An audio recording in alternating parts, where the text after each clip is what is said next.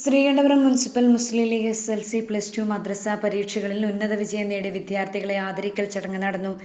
ശ്രീകണ്ഠപുരം വ്യാപാര ഭവനിൽ നടന്ന ചടങ്ങ് MSF സംസ്ഥാന സെക്രട്ടറി റുമൈസ റഫീഖ് ഉദ്ഘാടനം ചെയ്തു.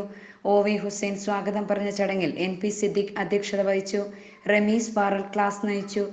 SP Muhammad, Sivadasan, PP Khader, Najeeb, PP Shukkoor, KP Moideenkutty, Afsal AP, K Salahuddin, PTA Koya, PT Muhammad, TNA Khader, Afsal Kayakkol, Shakeer, Nasar, Facebook Afnas, Mirdas എന്നിവർ സംസാരിച്ചു.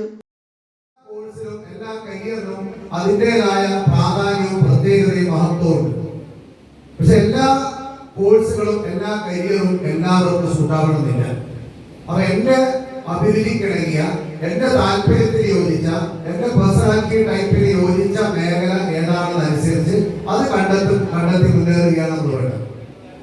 അതല്ല നമ്മുടെ സുഹൃത്ത് ഇതേ കോഴ്സാണ് തിരഞ്ഞെടുക്കുന്നത്, അതുകൊണ്ട് ഞാനും ആ കോഴ്സ് തിരഞ്ഞെടുക്കുകയാണ്, ഞാനും ആ സ്ഥാപനത്തിൽ ചേരുകയാണ്, അങ്ങനെയല്ല ശരിക്കും വേണ്ടത്. അപ്പൊ നമുക്ക് യോജിച്ച മേഖല ഏതാണ് അത് കണ്ടെത്തുക.